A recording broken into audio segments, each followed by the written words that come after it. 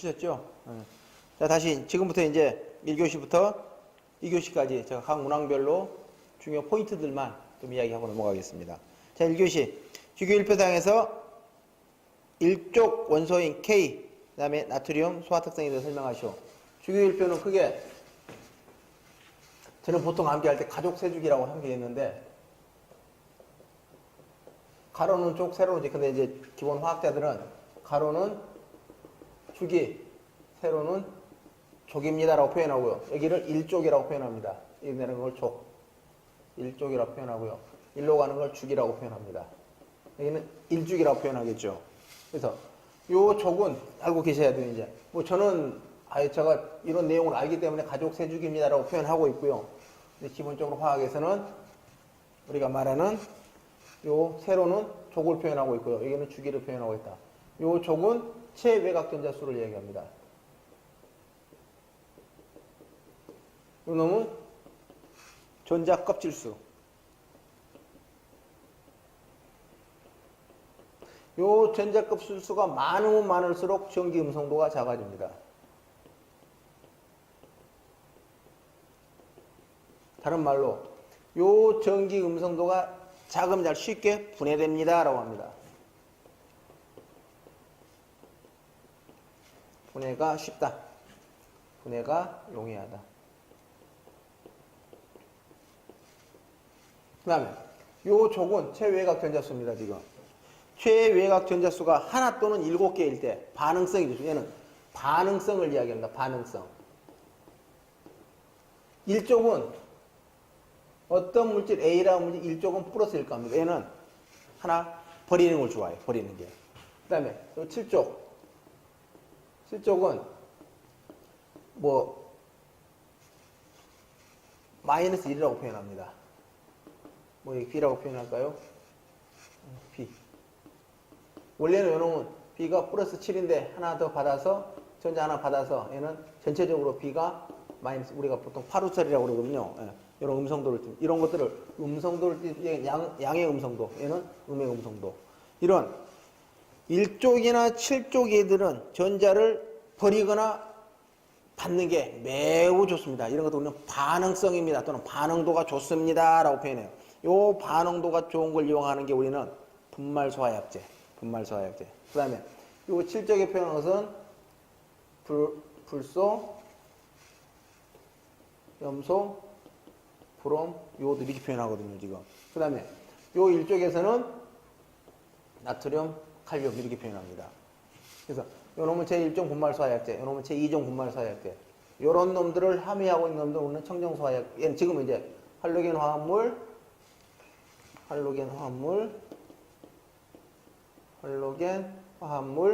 소화약제, 그 다음에 불활성가스계 소화약제 이렇게 표현하죠. 청정소화약제가 이제 바뀌었습니다, 말이.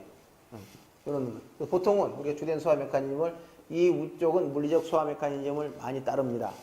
요 아래쪽은 화학적 소화 메커니즘을 많이 따릅니다. 다른 말로 하면은 이 위쪽은 상대적으로 전자 껍질수가 작으니까 원자 핵에서 밖에 있는 전자를 당기는 힘이 셉니다. 그래서 빨리 이온화가 안 이루어집니다. 빨리 이온화가 안 이루어지니까 화학적 소화가 상대적으로 늦게 진행됩니다. 온도가 많이 올라가야 화학적 소화가 진행합니다. 요 브롬이나 요들은 상대적으로 전자 껍질수가 많다 보니까 저 끝에 있는 변방에 있는 놈들 전자들은 원자 핵에서 관리를 안 하겠다 이겁니다. 근데 요 놈들이 마음대로 저들 마음대로 놀러 다니는 거예요. 이게 음성도가 매우 낮습니다 라고 표현하고, 요런 놈들은 이온화도가 매우 높습니다. 그래서 요런 놈들은 화학적 소화를 잘 유발시킵니다. 화학적 소화 중에 대표적인 거 우리는 연쇄 반응 억제라고 그러죠, 지금. 반응 억제. 이해되시죠, 이거? 또는 다른 말로 부촉매 효과.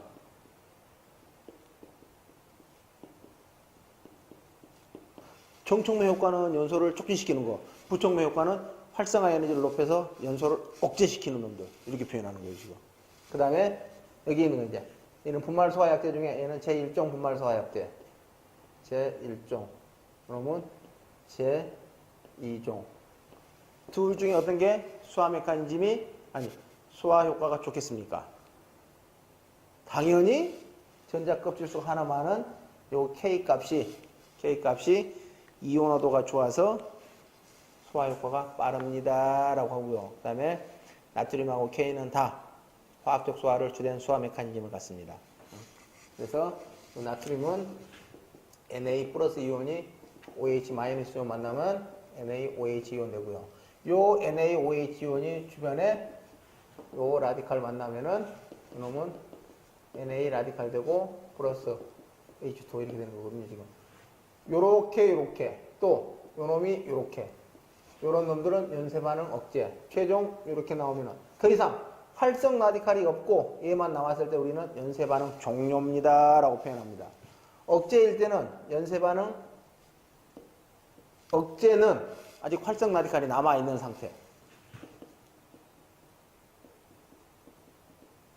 칼이 남아있는 상태이면서 H2O나 CO2를 만들어내면은 연쇄 반응 억제입니다 라고 표현하고 있고요. 보통은 일반적으로 H2O입니다, 지금. 그 다음에 연쇄 반응 종료는 더 이상 반응 계 내에 활성 라디칼이 없는 상태, 다 소멸돼 버린 상태를 우리는 연쇄 반응 억제. 계 내 활성 라디칼이 0인 상태, 이런 상태. 그러면서 이 활성 라디칼이 0이 돼서 최종 만들어내는 것은 H2O가 발생됩니다. 보통 여기 계신 분들은 H2O가 발생되면 연쇄 반응 종료입니다라고 표현하는데 그렇지 않고요. H2O가 연쇄 반응 억제하면 기본적으로 H2O 나옵니다. 기본적으로.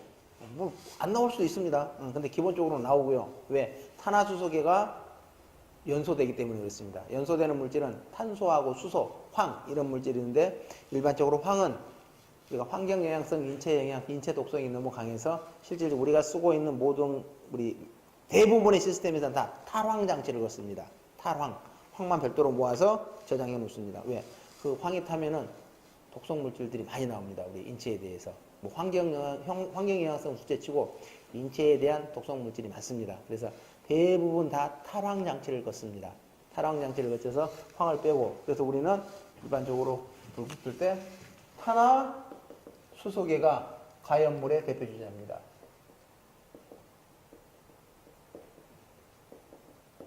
이건 좀 아시면 좋아야죠.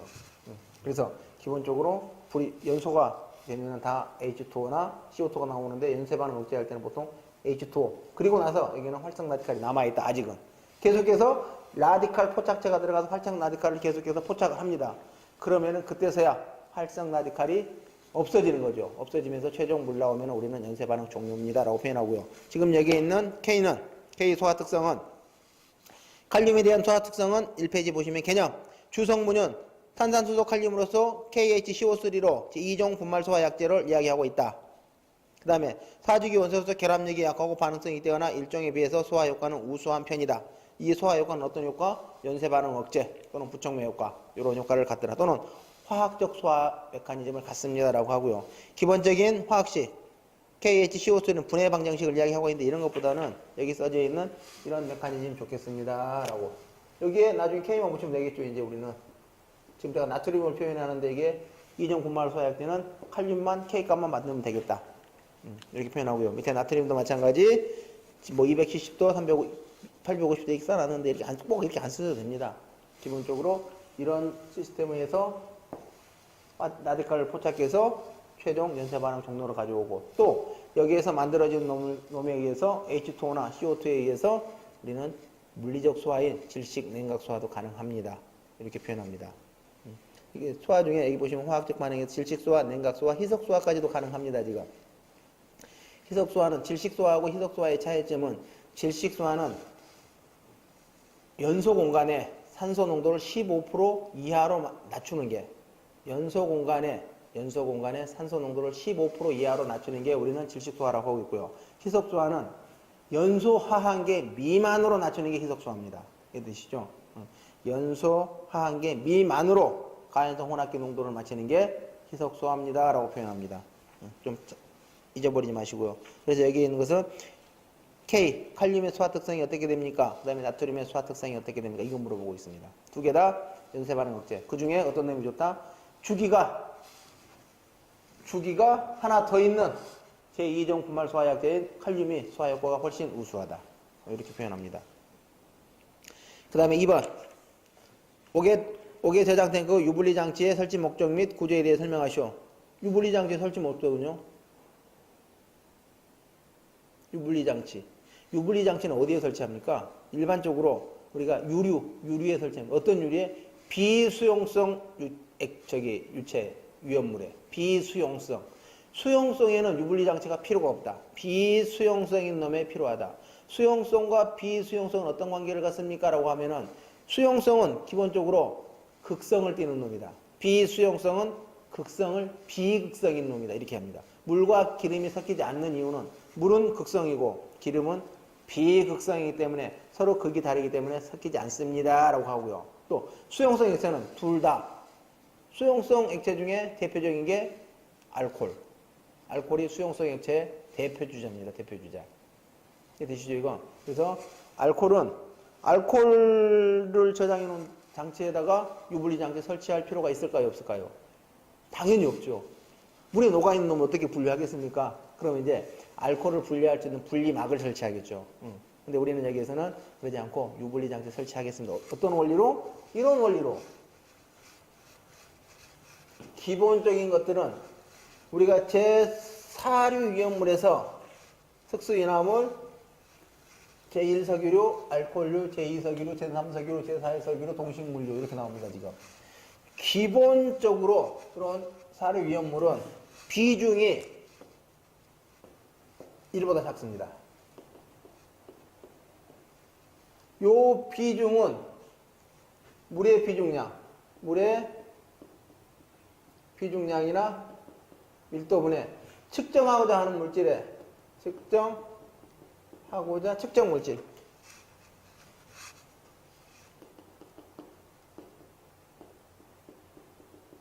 측정 물질의 비중량이나 밀도로 표현합니다. 이게 비중이에요, 지금. 그러면은 물과 기름이 섞인 놈들이 일로 들어왔습니다. 일로 들어왔어요.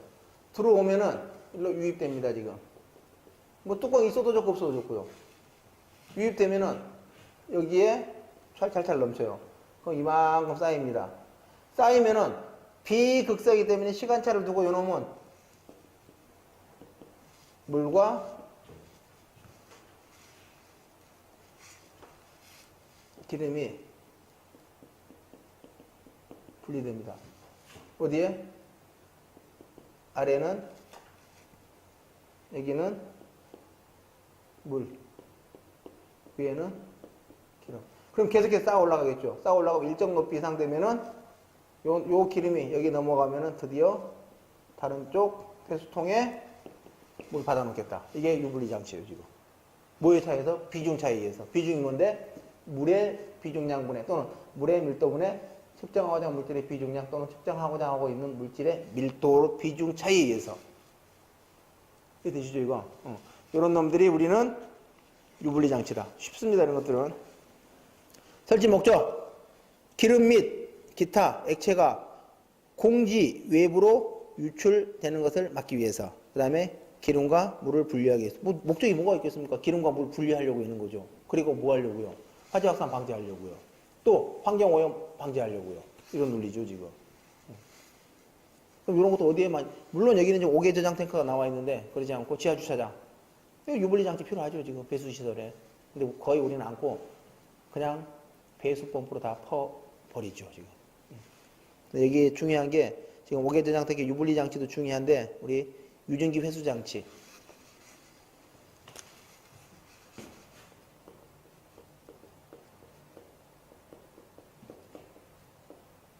이놈이 더 중요합니다. 라고 표현합니다, 지금. 이 유증기 회수 장치가 더 중요합니다. 이게 우리 지금 고양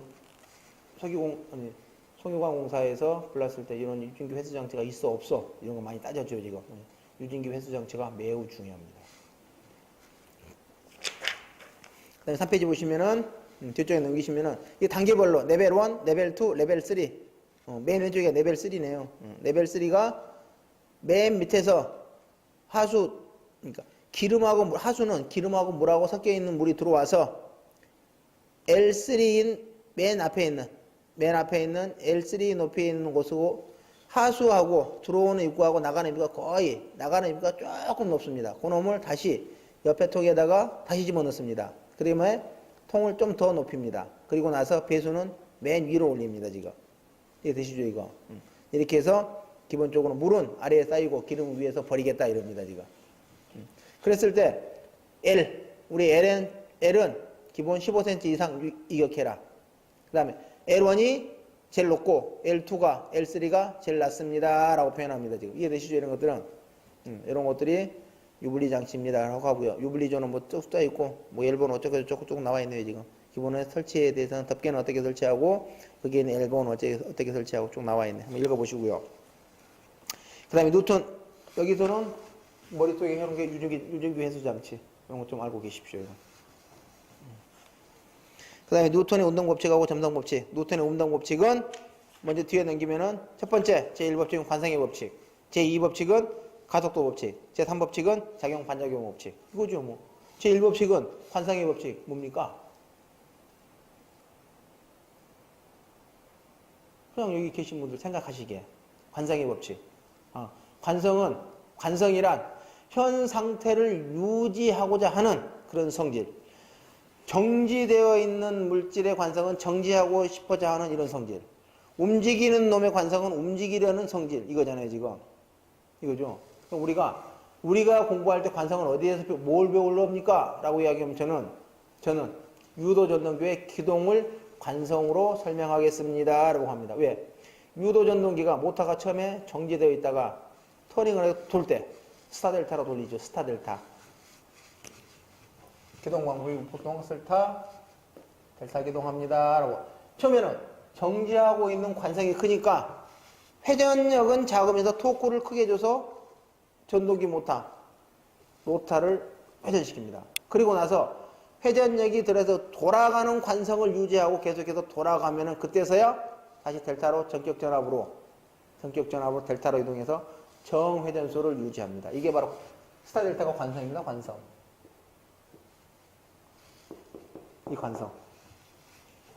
그 다음에 가속도 법칙. 가속도 법칙은 움직이는 놈은 힘을 발생하더라. 어디서요? 폭염폭경에서. 가속도는 속도 V가 있어야만이 반드시 가속도를 유발합니다. 라고 합니다. 가속도. 요 가속도는 뭘 유발합니까? 힘을 유발시킵니다. 힘. 이런 것들은 공부를 함에 있어서 바로바로 그냥 캐치하셔야 돼. 첫 번째 관성의 법칙. 관성은 제가 유도 전동기의 기동. 유도 전동기의 기동. 스타 델타의 기동. 이게 관성의 법칙이에요, 지금. 두 번째 가속도 법칙. 속도 변화가 있는 곳은 가속도가 붙더라. 속도가 다른 말, 속도가 있는 곳은 가속도가. 이 가속도 가지고 뭐 하려고요? F는 MA. 힘을 유발시키니까요.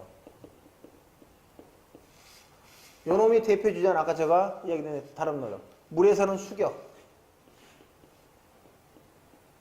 그 다음에 가스와리 가스 폭발에서는 폭염 폭경.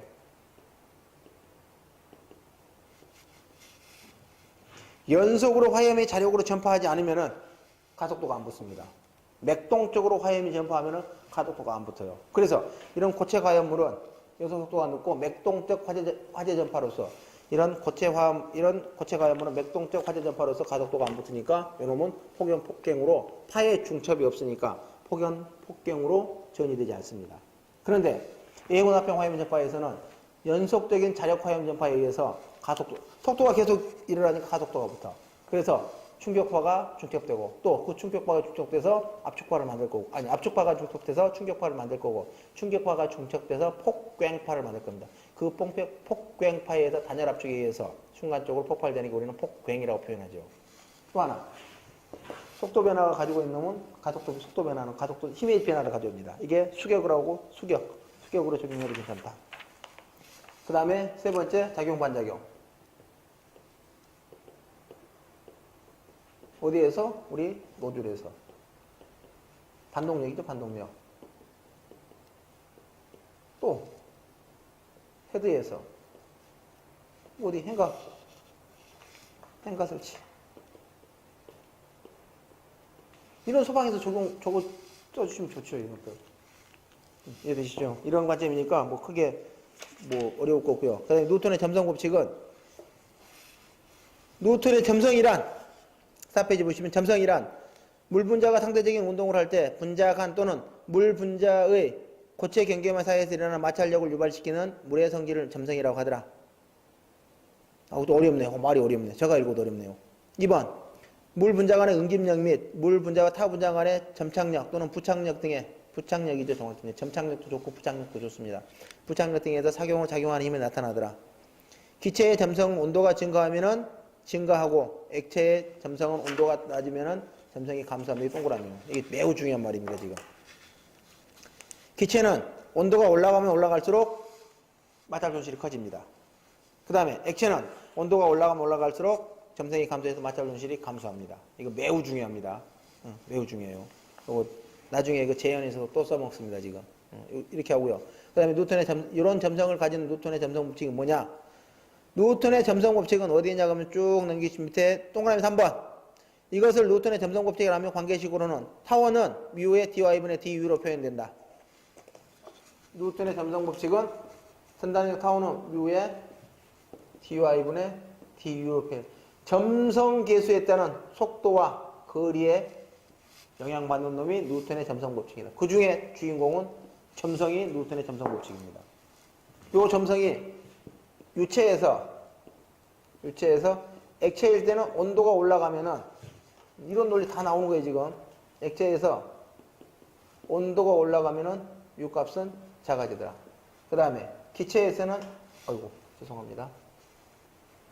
여기서 뮤 값이 유체 중에 액체는 온도가 상승하면은 뮤 값은 작아집니다. 그 다음에 일반적인 기체에서는 온도가 상승하면은 뮤 값은 커집니다. 나중에 요놈 거실 재현에서 적용할 겁니다.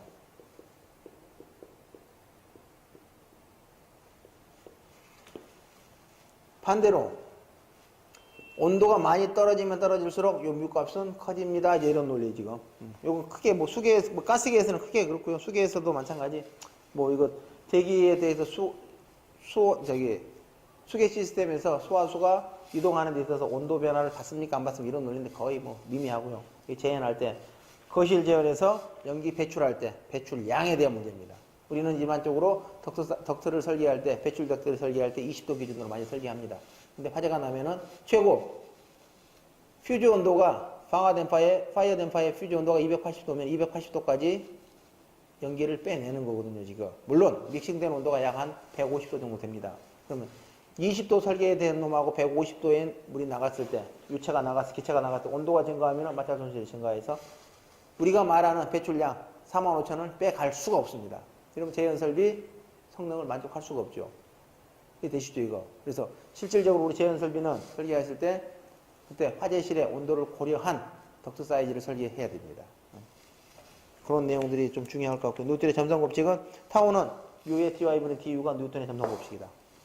그때 주인공은 뮤 값이다. 이 점성 결수 값은 유체에 따라서, 액체는 온도에 따라서, 온도가 낮으면은 뮤 값이 낮아지고, 온도가 올라가면 뮤 값이 커집니다.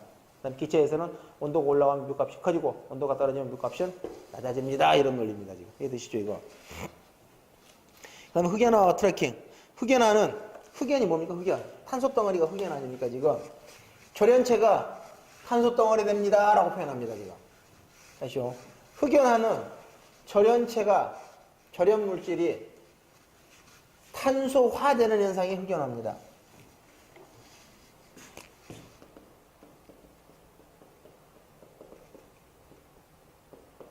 절연 물질이 탄소화되는 것.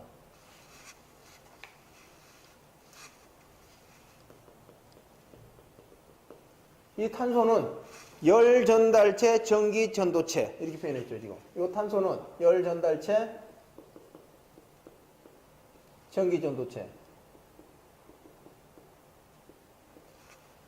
절연 물질이 탄소화되면 전기도체화 된대. 이러면은 도전도 형성하는 거거든요, 지금. 도전도가 많이 형성되면 단락이 형성될 거고요. 도전도가 천천히 형성되면 H는 I제곱 발태에서 줄열이 유발될 겁니다. 이러고 이거 표현하고 있어요, 지금. 그 다음에 트래킹은 이런 브레이커에 뭐 플러스 마이너스 꼭 뭐 플러스 마이너스 표현하진 않습니다만은 삼상 하나 둘 셋 아래 세상 선 같습니다 지금. 물론 여기도 시상하겠죠. 여기 계속 바람 부니까 제가 그랬잖아요. 여기 지금 여기 안에는 다 맴대로 전류들입니다. 전류. 유도 기전력, 유도 기전력 유발합니다. 요 유도 기전력 유발에 의해서 여기는 자력을 형성합니다. 자력. 뭐. 그래서 요 뒤에 계속해서 먼지들이 이 주변의 먼지들이 달라붙습니다.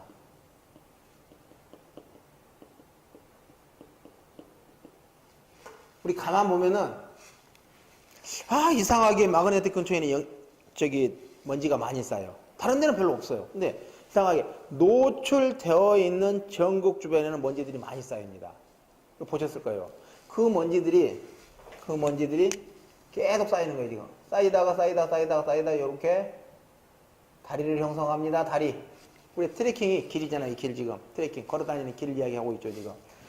이 길이 형성되면 여기에서 I가 많이 흐르면 단락.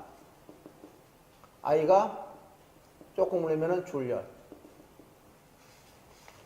똑같은 거죠, 이건 뭐. 이렇게 표현합니다.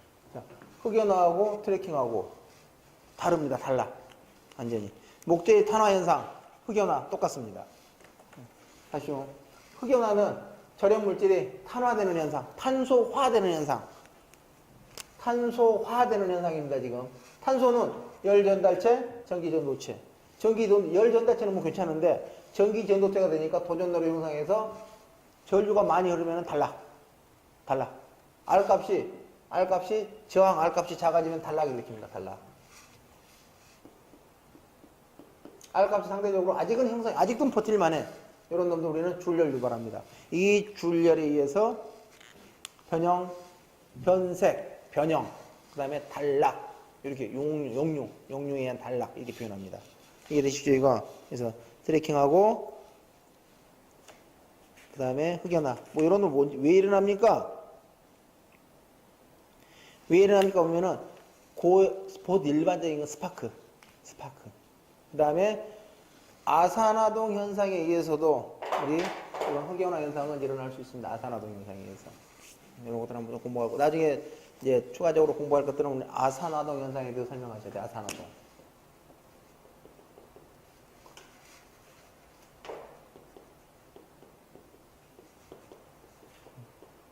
원래 이런 놈들이 더 먼저 나와야 돼요. 이런 것들이 더 중요합니다. 이 흑연화도 중요하고 트래킹도 중요합니다. 근데 요즘 유지관리를 잘해서 이 아산화동 현상이 많이 중요합니다. 일반적인 동의 특성은 온도가 상승하면은 저항이 커지는 게 동의 특성입니다.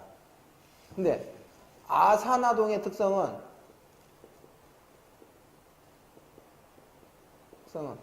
온도가 올라가면은 저항이 낮아지는 게 특성을 갖습니다. 일반적으로 동에서 약 1000도 인근에 가면 저항이 약 3오음까지 떨어집니다. 일반적인 수십 킬로오음을 유발하거든요. 매우 저항이 크고 있다가 계속해서 온도가 올라가면 저항이 떨어집니다. 이렇게요. 요 저항에 의해서 H는 I제곱 할때에서 요 저항이 크고 있다가 요 열받아. 열받으면 계속 온도가 좀씩 올라가. 그래서 요런 놈들 나타나던 그래프 그리면은 이런 그래프 그려질 겁니다, 지금. 여기일 때 약 1000도씨 정도 됩니다. 그때 저항은 약 3오hm 정도 되거든요. 그러면 거의 동은 약 1050도에서 용융합니다, 용융. 요 용융은 뭐냐? 자체 가연성 가스도 생성할 수 있을 거고, 그게 녹으면서 절연체를 녹여버릴 거고, 또 물이 흘러가면서 전선이 이렇게 있다가 얘가 녹으면은 이렇게 흘러갈 거야. 낮은 대로 이마소소라고 밑으로 흘러내려갑니다. 그럼 두 개 뭐가 일어납니까? 단락이 일어납니다. 단락. 이런 것들. 그래서 아산화동 현상이 무섭습니다라고 표현합니다. 그 다음에 5번 문제. 연력학 법칙에 대해 설명하시오. 일반적 연력학은 0법칙, 1법칙, 2법칙, 3법칙. 0법칙 뒤에 넘기시면은 동그라미 1번. 열평형 법칙이다. 찬물과 뜨거운 물 놔두면은 언젠가는 미지근한 물 됩니다. 이거. 찬물과 뜨거운 물 두 개 섞어 놓으면은 언젠가는 미지근한 물 됩니다. 이게 연력학제의 0법칙입니다. 연력학제의 1법칙은 열은 일로, 일은 열로 에너지 손실 없이 가역 과정이 가능한 놈이 우리는 연력학제 1법칙이라고 표현합니다. 연력학제 1법칙으로는 다른 말로 엔탈피 법칙입니다 라고 표현합니다. 엔탈피. 엔탈피는 손실 없이 가해지는 에너지 총량은 내부의 에너지 플러스 외부에서 가지고 있는 총에너지량은 내부가 그 물질이 가지고 있는 내부의 에너지의 크기 플러스 외부에서 행해진 일의 량, 이놈이 총에너지. 그래서 총에너지는 에너지 제1법칙은 에너지 변환에 따른 손실이 제로인 것을 연력학제 1법칙이라고 표현한다. 다른 말로 엔탈피 법칙이라고 표현한다. 또 다른 말로 가역 과정 법칙입니다. 라고도 가역. 열은 일로, 일은 열로 바꿔지는 게 가역이라고 합니다. 원래는 엔탈피와 엔트로피에 대해서 설명하시오라는 다음번 예상 문제는 엔탈피와 엔트로피에 대해서 설명하시오. 엔탈피, 엔트로피. 이게 나왔어요, 원래는. 요놈은 연력학제 1법칙. 요놈은 연력학제 2법칙. 이렇게 표현해요, 지금. 요 엔탈피 법칙이나 연력학제 1법칙은, 제1법칙은 가역 과정에서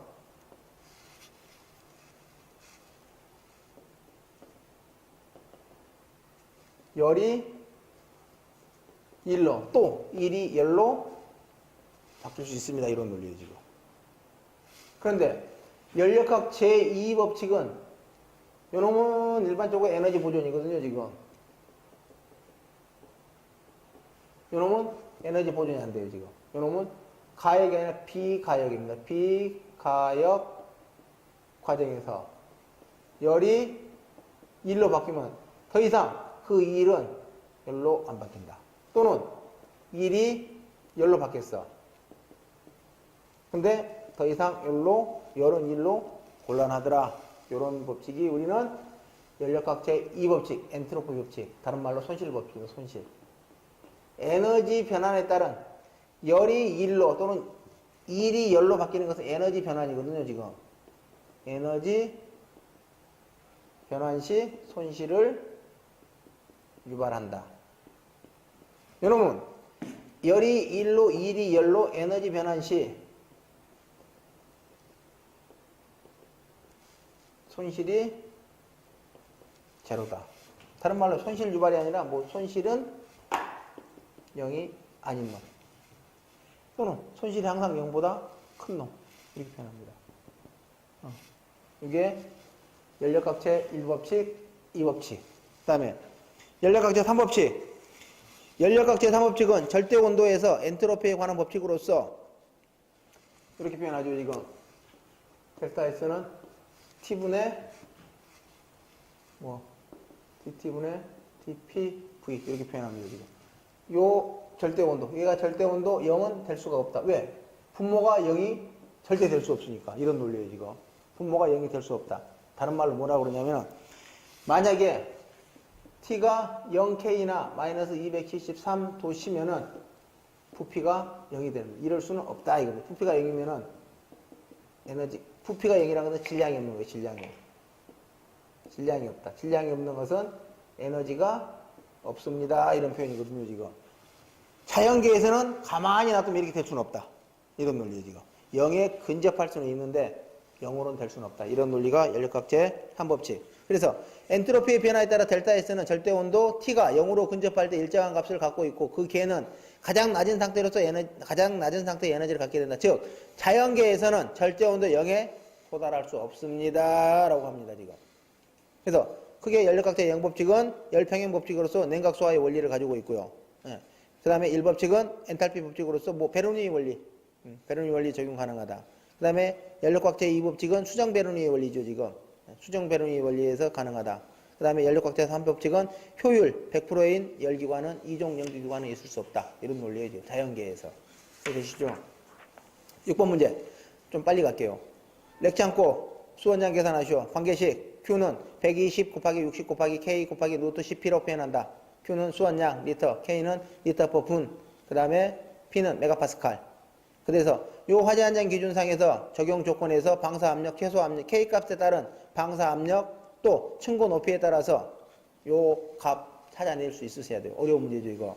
여기 값은 K 값이 여기 320 주어지고 그 다음에 창고 높이가 12m니까 12.2m 적용하면 되겠네. 그래서 K값 320일 때 K 층고 높이 12.2m 하니까 그때 최소 방사 압력은 0.28MPa.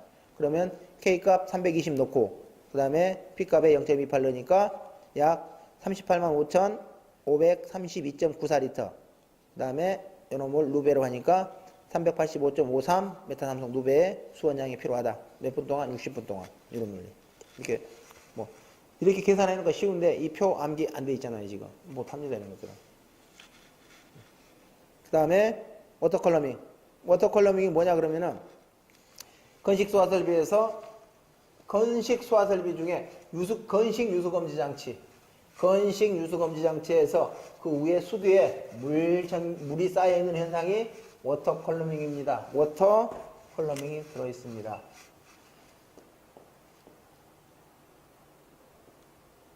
크래퍼가 덮고 있는데 요 크래퍼가 이후에 물기둥이 형성된 게 워터컬럼입니다. 이런 논리예요, 지금. 일반적으로 요런 건식 시스템에서 건장치 클래퍼 적당하게 물을 채워놓고 여기에 태수 밸브가 하나 있습니다. 요런 놈 우리는 플라잉 워터라고 그래요. 플라밍 워터. 똑같이 물 채워져 있는데 이런 물 기둥을 형성하고 있는 이런 물 기둥을 형성하지 않는 놈들.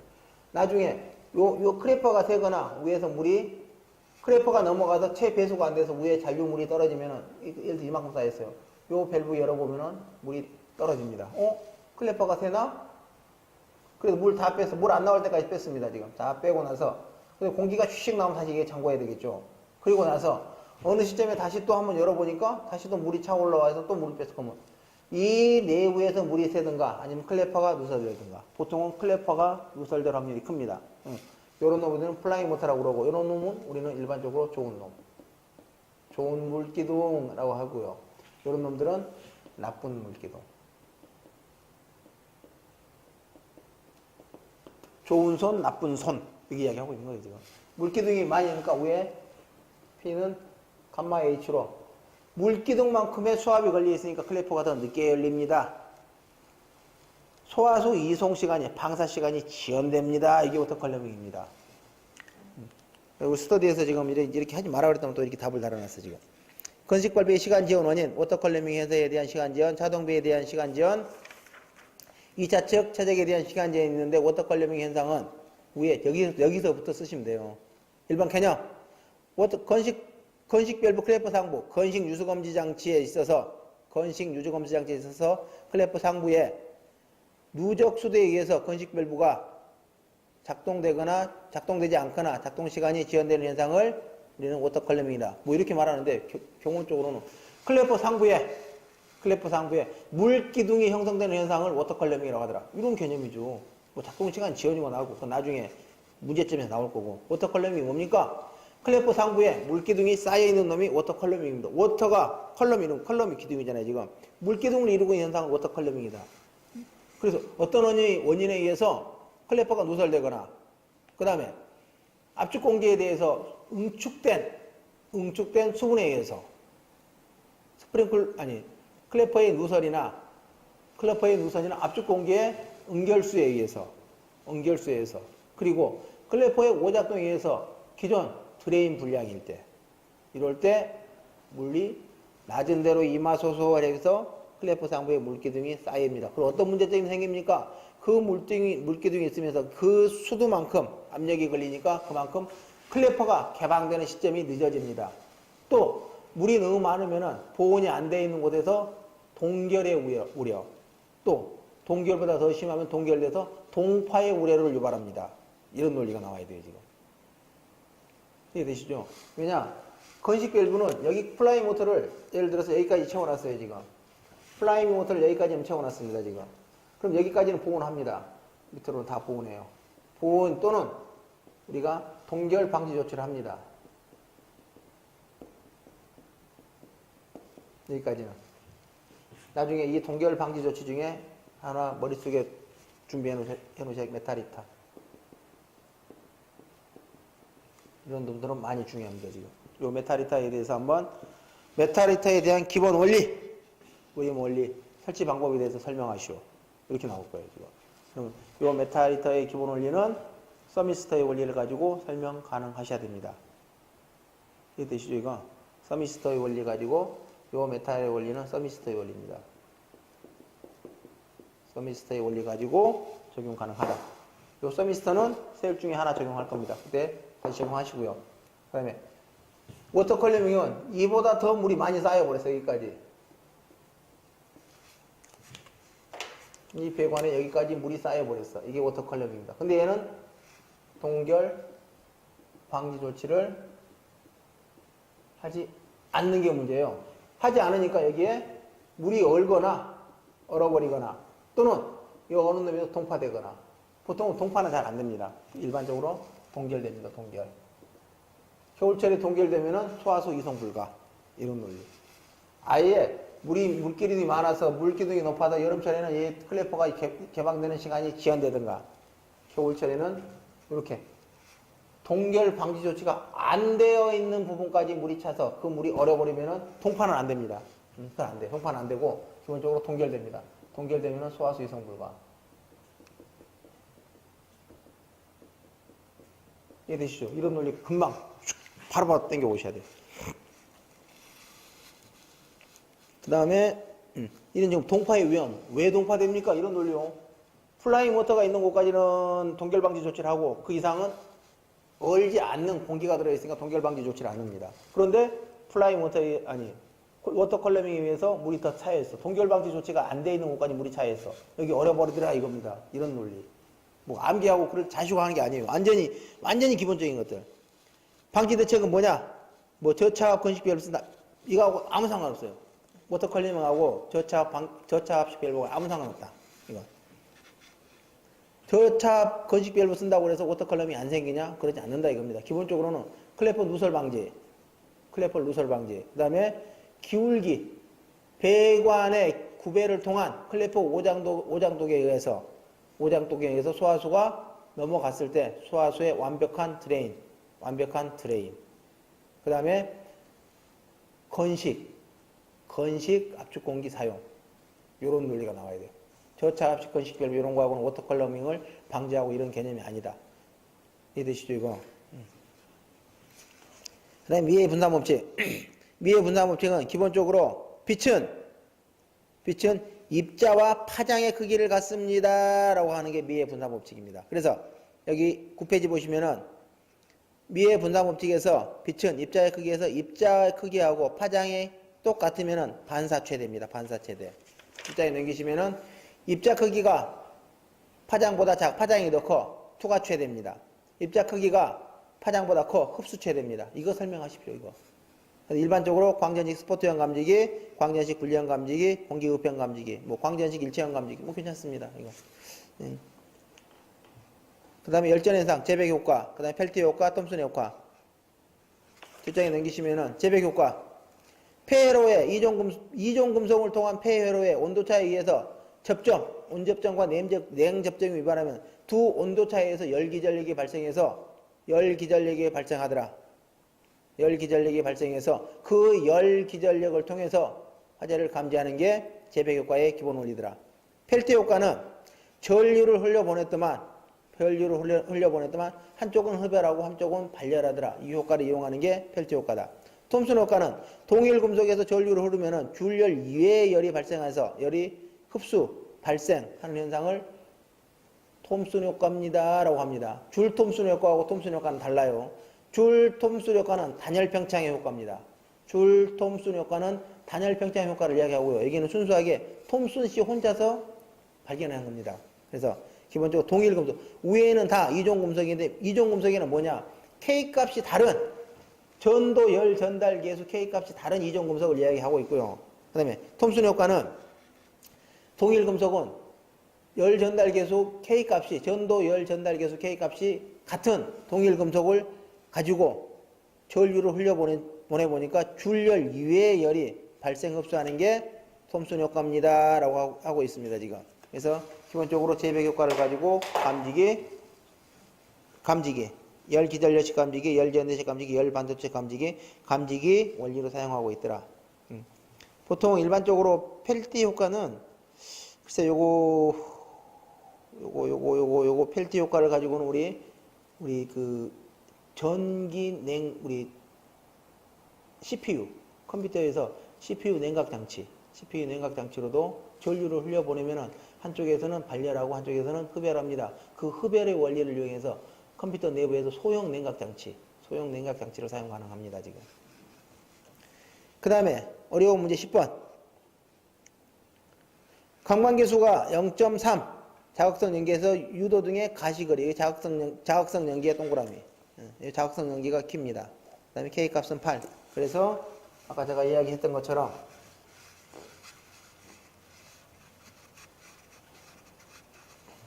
너무 죄송한데 CS 곱하기 L은 콘스탄트 합니다.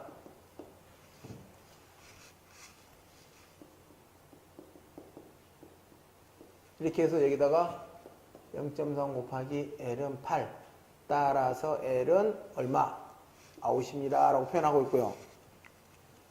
이 연기관리에 관한 기준에 보니까 참 외국에도 이런 기준이 참 많네요. 지금 우리 기본적으로 가시거리 S는 알파분의 K CS-1.47 로그 알파 이런 식이 있는데 이 알파가 감광계수입니다.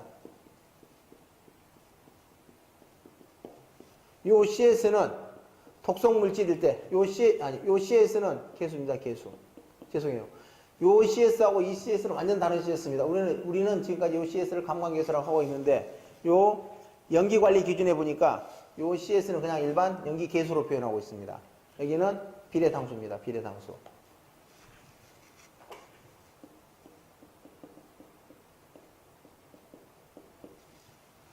요 값도 마찬가지 감광계수. 그럼 계산하면은 여기 그대로 가면 S는 틀렸으니까 지워버리고 이제 일반적으로 여기 앞에서는 뭐 다 여기 있는 거 메타로 고쳐도 괜찮고요. 그래서 우리는 저는 우리 그 연기관리 기준에 따라서 여기 피트로 계산하고 맨 나중에 그냥 메타로 환산할 겁니다. 여기 계신 분들 메타로 가지고 메타로 해도 괜찮아요. 근데 보통 여기 지금 알파 값이 보통 0.3 메타 인버스거든요. 지금 연홍을 피트로 환산하니까 0.0941 정도 되네요. 지금.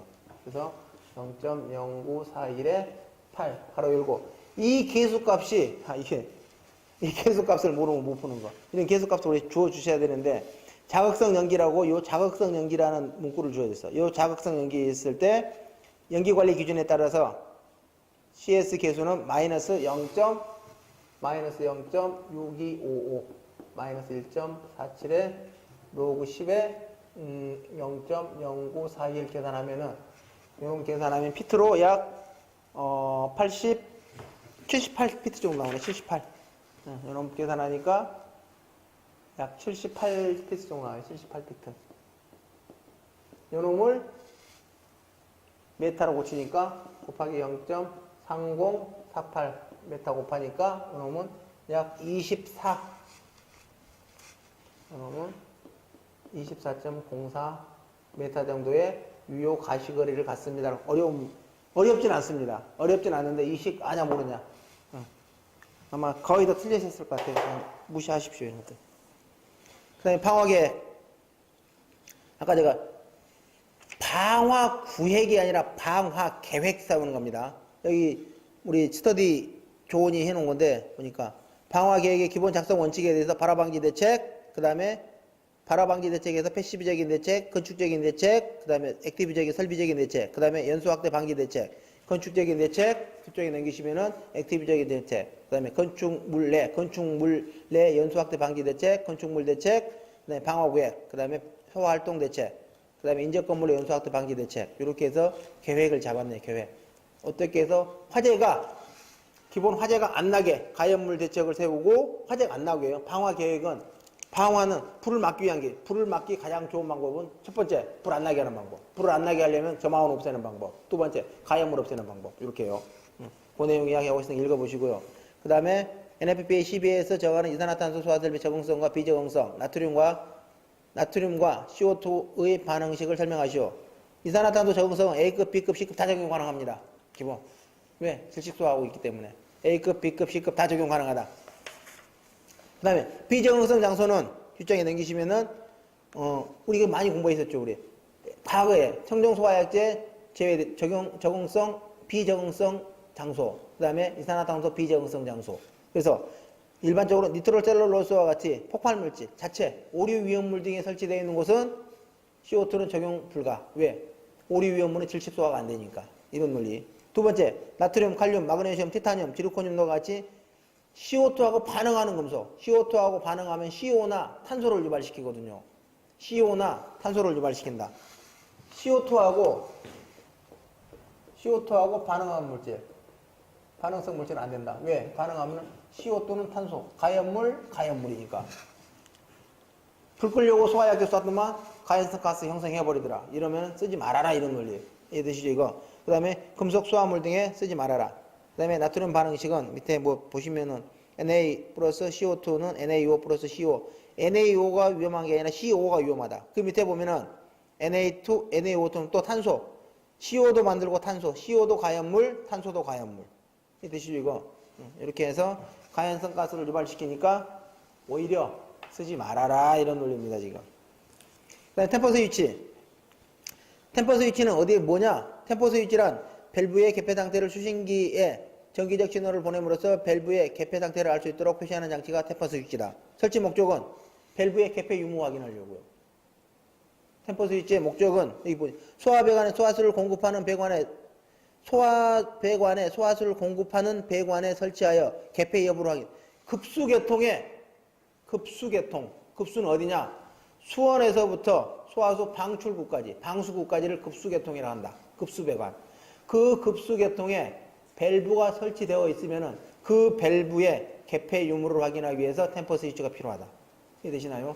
여기는 소화배관에 소화수를 공급하는 배관. 이게 무슨 배관이냐? 급수배관입니다. 급수배관. 밑에다가 줄쳐놓고 급수배관이라고 쓰세요. 급수배관. 나중에 가지배관, 그 다음에 교차배관, 그 다음에 주배관, 그 다음에 급수배관. 여기 뭐 수평주행배관 있긴 쓰긴 씁니다. 근데 우리 정의해가 없어. 정의해가. 수평주행배관도 교차배관이다. 기본. 이렇게. 가지배관이 뭐고, 교차배관이 뭐고, 주배관이 뭐고, 급수배관이 뭔지 정의는 알고 계십시오. 정의. 만약에 저 출제 들어가면 인정을 내버리고 싶어요. 알기는 아는데 그게 법에 나와 있는 정의로 쓸 수 있어 없어 이거 물어보려고요. 그런 정의가 명확해야 도면 그리실 때 주배관에다가 스프링클러 하나씩 안 그려버린다 이겁니다. 중요한 것들이에요. 또 교차배관 아무 생각 없이 하나 부족하니까 교차배관에서 그냥 스프링클러 배관 하나 끌고 가버렸어요. 이건 안 된다 이겁니다. 이런 것들은 지금. 그 다음에 템퍼 스위치 설치 기준 법에 나와 있는 대로 화재안전 기준에 나와 있는 대로 뭐 쭉 보시면 될 것 같고요. 설치 위치 급수계통 급수배관에 밸브가 설치되어 있는 모든 곳에 다 템퍼 스위치 설치해라. 여기 밑에 보시면 뭐 1번, 2번, 3번, 5번, 6번 나와 있는데 뭐 이런 개념은 아니고요. 급수계통에 밸브가 설치되어 있는 모든 밸브에는 다 템퍼 스위치 설치해라. 그러면 이 개통도 하나는 기본적으로 옥내소화전 개통도 하나는 그릴 수 있으셔야 된다. 옥내소화전 개통도 하나는 그릴 수 있으셔야 된다. 그렇게 하시고 2교시 계속 그냥 진행할게요. 2교시 한 5분만 쉬었다가 2교시 진행할게요.